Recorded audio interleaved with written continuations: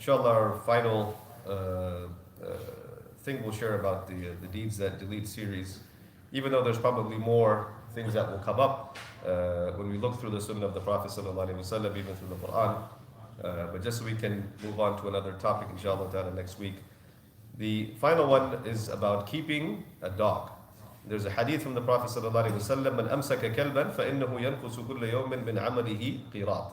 That whoever keeps a dog, then they will lose from their good deeds every day the amount of a qirat. And a qirat is like a mountain, right? Basically, like that, the size of a mountain. And in another narration, he said, sallallahu alaihi wasallam, qiratan, meaning like the size of two mountains. And in another narration, there was an exception that was made for certain types of dogs, إِلَّا كَلْبَ غَنَبٍ أو حَرْثٍ أو صَيْدٍ. That dogs that are put to use for taking care of the herding. You know, you have the herding dogs, you have dogs for the farms, and you have dogs for hunting. And these were exceptions made by the Prophet sallallahu alaihi wasallam. And from this, the ulama, they have derived that if there is a reason, if there is a legitimate reason to keep the animal, then it would become permissible because, you know, there are exceptions that are being made. And so therefore, if there is a valid shari'i reason for someone to be keeping a dog, then it would be permissible. But without it, the Prophet ﷺ, the hadith is very clear that if you're doing so, then you are losing. You're losing from your good deeds. The hadith narrated by Bukhari and Muslim. And one of the things that comes up in our days and times is basically that there's a lot of objection specifically to this. There's an objection to, you know, why, and there's a lot of digging and trying to find reasons and why would it be permissible and what would be the problem and what's the big deal and so on and so forth. And what we have to understand is that, you know, when we approach our deen, obedience does not rest on, and this is a very important point to understand. Obedience does not rest on justification, right? Obedience does not rest on justification, and there's so many examples of this already, right? So why are there 5 prayers in a day and not 6 or 7 or 3, right? Why is it 2 rak'at for this and 4 rak'at for this and 3 for this and not? Why can't the number just be even so it'll be whatever justification you can come up with? Why is it 2.5% instead of 1 or 2 or 3 or something even, whatever the case may be, right? So there's these questions will be endless if you seek justification. And obedience, when it comes to obedience to Allah subhanahu wa ta'ala, the Sahaba radiallahu anhum were praised for this by Allah Azza wa Jalla. He mentions, they said, "Sami'na wa ata'na," right? We hear and we obey. And we trust in Allah and the Messenger sallallahu alaihi wasallam. Excuse me. We trust in Allah and His Messenger sallallahu alaihi wasallam that when they prevent us from something, that they're looking out for our best interest, right? And this, whether we understand it or not, but when they prevent us from something, they're looking out for our best interest.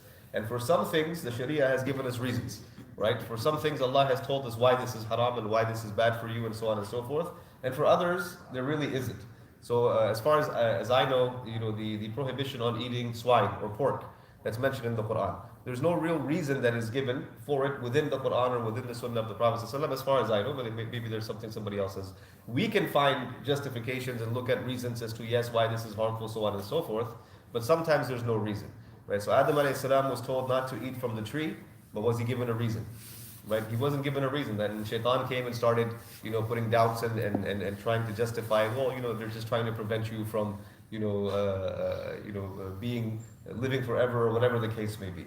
And so when it comes to these kinds of things, our communities are very influenced by the culture that we live in. The culture that we live in is a culture that loves to keep pets, in particular dogs, right? Cats are allowed, dogs are not. And when it comes to obedience, we simply obey the Prophet ﷺ. There is definitely something that is beneficial in it.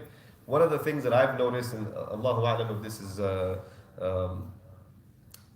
justifiable observation or not, but the culture of keeping animals in your home, or dogs as pets or whatever in your home, to this extent that happens here, has one unfortunate real downside, and that is that you have to have shelters now where people are breeding so many animals that they're unable to keep. Then those animals have to go into shelters, and then if they don't find homes, they have to be killed.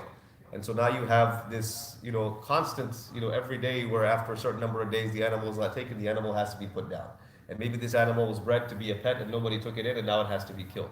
And now there's this, unfortunate harm that is coming to the animals themselves, because people have this demand for wanting pets. And unfortunately, what do? Just like we do with food, just like we do with other things, we make or manufacture more of them than is needed, and then we just get rid of what is not. And these are living things, right? These are living things, and they have uses, they have a purpose as well. And again, the Prophet ﷺ, they were allowed to keep them for within certain limits for hunting and other purposes.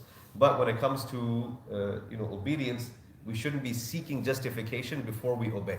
This is a very dangerous path to go down. We ask Allah subhanahu wa ta'ala to make us amongst those that would obey. Jazakumullah khair. Assalamu alaikum wa rahmatullahi wa barakatuh.